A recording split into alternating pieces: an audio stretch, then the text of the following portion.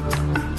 Nous sommes jeudi, l'édition de la rédaction cède la place, comme vous le savez, au face-à-face politique. Notre invité aujourd'hui, le bourgmestre de la ville de Bruxelles, Philippe Claus. Bonjour et bonjour. Merci d'avoir accepté notre invitation. Et ce n'est pas la première fois que l'on vous reçoit dans nos studios. Vous étiez venu peu de temps après votre arrivée à la tête de la ville de Bruxelles. Première question, si vous voulez bien, comment va votre commune depuis? Comment ça se passe un petit peu la gestion?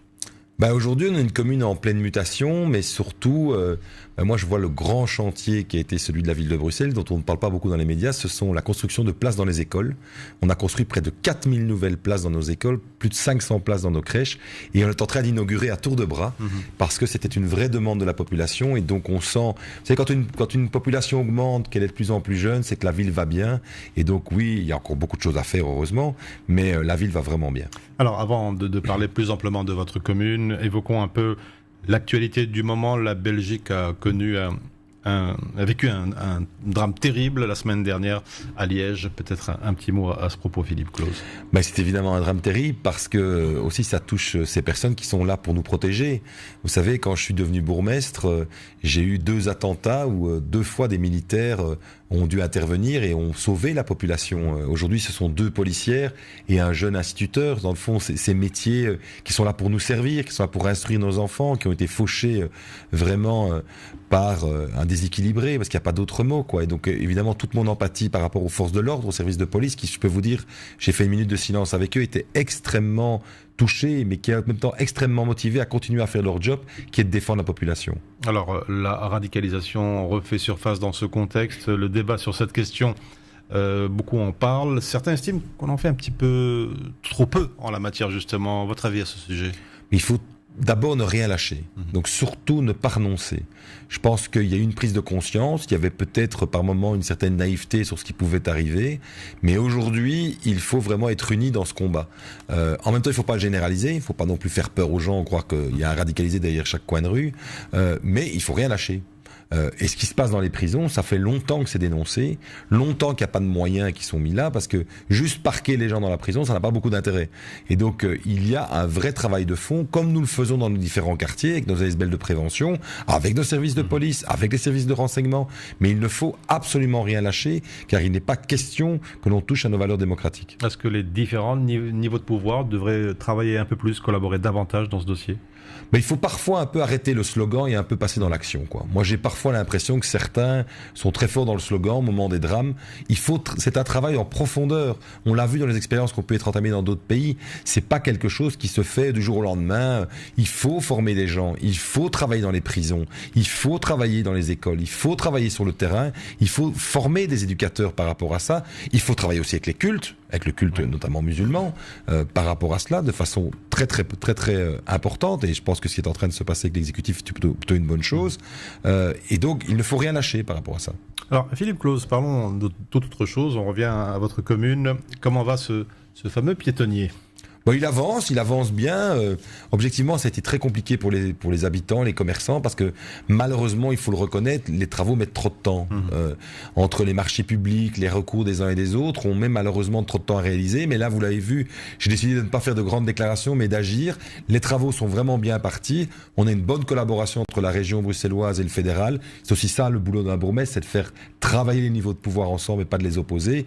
Parce que c'est vrai que je demande encore un peu de patience aux habitants et aux commerçants, mais on arrive tout doucement au bout. Alors les travaux, donc vous l'avez dit, sont toujours en cours. On sait notamment que vous avez eu quelques problèmes avec des pavés placés à l'envers et tout à l'endroit maintenant. Oui, donc je pense qu'un jour on pourrait écrire l'histoire de ce piétonnier. Quoi qu'on en dise, ça fait l'actualité. Il s'agissait d'une vingtaine de mètres simplement qui avaient été mal placés. Nos équipes l'ont repéré, nos équipes d'ingénieurs qui passent tous les jours voir le chantier, et on dit simplement à l'entrepreneur, vous les avez mis dans le mauvais sens. Et les journalistes sont à l'affût. Et c'est normal, ils font leur boulot, mais on avait l'impression que tout le piétonnier était construit à l'envers. Donc il faut quand même pas exagérer. J'avais d'ailleurs ri d'un tweet d'un secrétaire d'État bien connu aux déclarations, ne pas le citer, monsieur Frank, qui se moquait en disant c'est bien la preuve que Bruxelles est mal gérée. Je voulais lui rappeler que le maître d'ouvrage du piétonnier, c'est le fédéral, c'est son gouvernement. Mais moi, je suis pas là pour polémiquer. Je pense que les travaux avancent bien et qu'on a des personnes qui sont sur le terrain, beaucoup de travailleurs qui sont là et qui font tout pour qu'ils soient le plus vite possible réalisés. Alors, encore un mot, ce piétonnier, on sait, au départ, n'avait pas beaucoup de succès. Qu'en disent les riverains, mais également les commerçants? On sait que certains ont dû quitter la zone à cause du piétonnier. Ces exils se sont-ils un petit peu atténués? Il faut entendre les plaintes des commerçants. Je pense qu'il faut comprendre que vous savez, ce sont des gens qui ont mis souvent toutes leurs économies, qui ont leur famille qui en vit. Ces gens, il faut écouter ce qu'ils ont à dire. Et donc nous, on doit, comme pouvoir public, accompagner ça et essayer de trouver des solutions dans ces travaux. Parce que c'est dur. Leur dire que c'est pas vrai qu'ils perdent de l'argent, ça ne sert à rien. D'abord, ils le savent mieux que nous. Et pourquoi est-ce qu'ils se plaindraient pour rien? Donc moi, mon boulot comme bourgmestre, c'est de les recevoir. Souvent, ils sont pas contents. J'essaie de trouver des solutions avec eux. Et je continue d'être un homme de dialogue par rapport à cela. Parce que je veux leur dire, voilà, en 2019, ce sera fini. Je pense qu'il y aura un mieux. Mais dans cette période extrêmement difficile que vous vivez, je suis aussi à vos côtés pour trouver des solutions pragmatiques. Au-delà du piétonnier, quid du plan mobilité dans cette zone, tout roule mieux aujourd'hui? Ce qu'il y a, c'est qu'aujourd'hui, il ne faut pas être anti-voiture, pro-vélo, pro-transport. Il faut que les gens se disent, je vais réfléchir à quel mode de transport je vais utiliser. Donc, parfois, on a besoin de sa voiture. Quand on est une famille nombreuse, de temps en temps, on doit transporter les enfants quelque part, c'est normal. Mais parfois, on peut se dire aussi, non, je vais plutôt prendre le métro, le bus ou le tram, ou je vais prendre le vélo, je vais aller à pied. Ce qu'on demande aux Bruxellois et aux gens qui fréquentent la ville, vous savez, tous les jours, il y a 225 000 nafteurs qui viennent travailler à Bruxelles, et c'est normal pour une capitale. On le dit, mais réfléchissez au mode de transport. Venez peut-être en train, mettez-vous dans un parking de dissuasion. C'est ça le boulot d'une ville, parce qu'il y a une autre grande action qui se passe dans le centre-ville, c'est la qualité de l'air. Vous savez, aujourd'hui en Belgique, il y a 2500 personnes qui meurent à cause de la pollution urbaine. On ne peut pas accepter ça, on ne peut pas être d'accord avec ça. Et donc il faut à la fois trouver, comme toujours dans nos politiques urbaines, un équilibre. Alors justement, une nouvelle ligne de bus a fait son apparition dans le quartier, la ligne 33 avec un bus 100% électrique, c'est bien ça? Exactement, mais ça on est très très content. Une belle collaboration entre la ville et la région, possible aussi, parce que souvent on a tendance à nous opposer.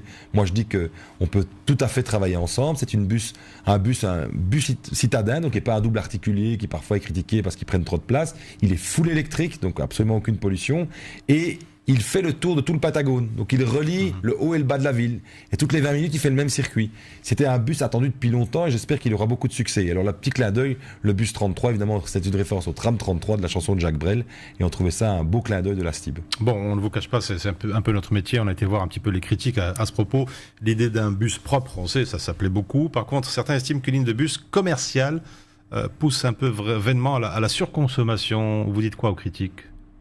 Je comprends pas très, plus commercial. Le circuit, le bus se passe essentiellement. Il fait le Patagone, quoi. Oui. Il fait le Patagone, le haut et le bas, c'était très demandé. En fait, les gens peuvent descendre, ça ils aiment bien, mais ils n'aiment pas remonter. Et donc, c'est un bus qui relie en effet les différents lieux.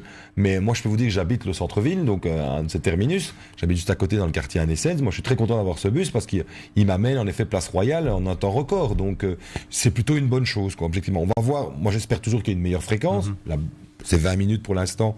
C'est un début pour la STIB. S'il est très utilisé, je pense qu'on augmentera la fréquence. Alors, Philippe Claus, je crois que vous préférez le ballon ovale, le rugby au foot, mais vous savez sans aucun doute que la Coupe du Monde démarre bientôt, dans quelques jours. Et les écrans géants qu'on avait l'habitude de voir fleurir un petit peu partout ne seront pas aussi nombreux cette année. Question de sécurité? En fait, ce qui s'est passé, c'est qu'il y a beaucoup de choses qui se passent sur la ville de Bruxelles. On savait que d'autres communes, Oderghem, Jette, Saint-Josse et Woluwe, je pense, allaient faire des écrans. Et on s'est dit, mais tiens, pour une fois, ce ne sera pas sur le territoire de la ville de Bruxelles. Parce qu'il faut comprendre aussi les riverains. Et puis surtout, vous savez, Bruxelles, c'est la ville la plus cosmopolite du monde, 184 nationalités. Donc tous les soirs, on aura un gagnant et un perdant. Et tous les soirs, ce gagnant ou ce perdant, il va venir faire la fête à la bourse. Et moi, comme bourgmestre, je trouve ça très très bien. La bourse est un lieu symbolique pour les drames. On l'a vu avec les attentats de 2016, mais aussi pour fêter les victoires de quel que soit le pays. Et donc on s'est dit, tiens, partager un peu la Coupe du Monde aussi avec d'autres communes, c'est peut-être pas plus mal. Et donc, si vous voulez le voir sur un grand écran, vous avez 4 communes pour aller le voir. Si vous voulez le voir dans un café, vous pouvez y aller. Si vous voulez le regarder chez vous, vous pouvez y aller. Et si vous voulez faire la fête dans la bonne humeur et dans le respect de tous, vous êtes les bienvenus à la bourse. Alors parlons des sujets un peu plus sensibles, disons le parc Maximilien, posons la question un peu différemment et clairement. Philippe Claus, comment qualifieriez-vous les relations que vous entretenez en tant que bourgmestre avec cette plateforme citoyenne de soutien aux réfugiés? Écoutez, moi j'ai décidé depuis le début là-dedans de ne pas faire beaucoup de commentaires parce que je fais mon boulot, qui est à la fois de sécuriser un lieu dans lequel habitent plus de 2000 habitants et en même temps d'avoir un regard humain sur ce qui se passe. Et donc je travaille c'est vrai, avec différents niveaux de pouvoir, avec la plateforme citoyenne. J'ai parfois des grandes critiques d'un côté ou de l'autre, mais mon boulot, il est de gérer une situation. Après, j'aurais sans doute beaucoup à dire, mais c'est pas la période pour l'instant. Je me contente pour l'instant de gérer une situation complexe, qui est sans doute une des plus compliquées que j'ai à gérer avec la problématique sécuritaire depuis que j'ai pris mes fonctions. Donc je pense que vous ne répondrez pas à ma question sur les opérations de police. Non, tout comme je n'ai pas répondu sur celle sur la plateforme citoyenne, nous avons des relations les uns et les autres et je fais mon job. Alors j'espère que vous allez répondre à la suivante. C'est un autre sujet qui fait polémique. Vous étiez très récemment en visite dans une mosquée bruxelloise et on peut dire que certains n'ont pas apprécié cela. Mais écoutez, moi je vais vous dire, ça fait plus de 10 ans que je fais ça. Je vais partout quand j'étais à Échevin et maintenant que je suis bourgmestre, partout on m'invite. Et que ce soit bien clair, je ne compte pas renoncer à ça. Ou on m'invite, je le dis. Quand le rabbin Guigui m'invite dans la synagogue de la rue de la Régence, j'y vais. Quand M. Van Steenberg, le président du conseil de fabrique de Notre-Dame du Sablon, m'invite pour une messe de l'Ascension, j'y vais. Tout le monde sait que je suis laïque. Quand une mosquée, celle-là, El Mouadine, m'invite, j'y vais. J'étais dernièrement dans une mosquée rue de la Buanderie, j'ai été dernièrement dans une mosquée à Nederoverenbeek. On me propose de partager ça. Je trouve que c'est la place d'un bourgmestre d'y venir.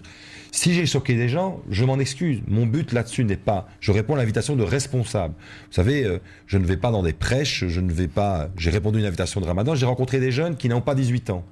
Donc pas des électeurs en devenir, mais pas des électeurs. Je trouve que c'est ma place. Aujourd'hui, on est une ville cosmopolite, une ville où tout le monde est là. Et moi, je suis très fier, comme bourgmestre, de pouvoir le dire quand je rencontre mes collègues du monde entier, de dire que je suis la ville la plus cosmopolite du monde. Et je suis très fier que les cultes m'invitent. Je pense que, quelle que soit sa croyance, on doit pouvoir avoir un échange. Vous savez, il y a eu la semaine passée au musée juif, il y a eu 2 événements en 15 jours. Il y a eu la commémoration des attentats au musée juif, un moment très poignant, où à la fois un imam, M. Kajaj, et M. Benguigui, l'un a fait une prière, l'autre a fait un kaddish, par rapport aux victimes du musée juif. Une semaine après, il y avait une rupture de jeûne.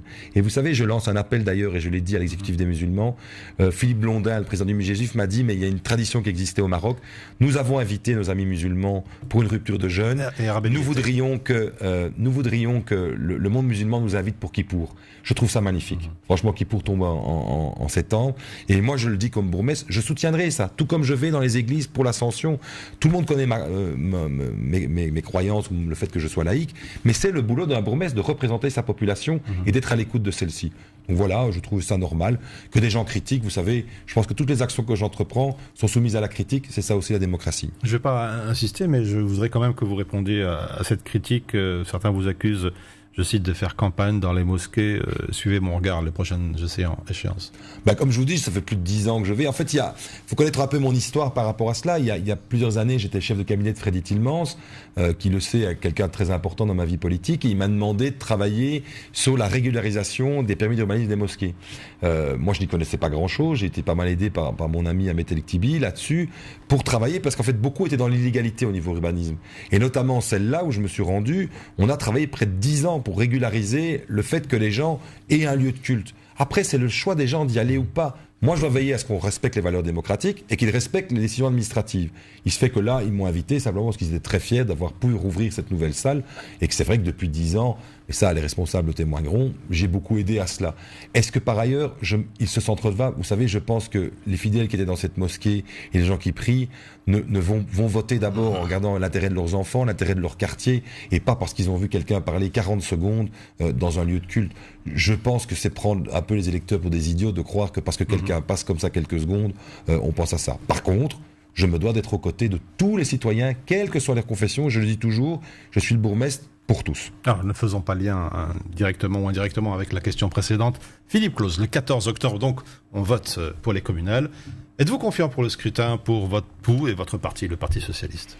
Mais moi, je me présente, vous savez, j'ai cette chance d'être le plus jeune bourgmestre de l'histoire de Bruxelles, l'histoire moderne, avec un enjeu incroyable, une population super dynamique, avec une croissance démographique, avec vraiment tout ce bilan d'avoir construit ces places dans les écoles, ces places de crèche, d'avoir rénové et d'équiper les quartiers.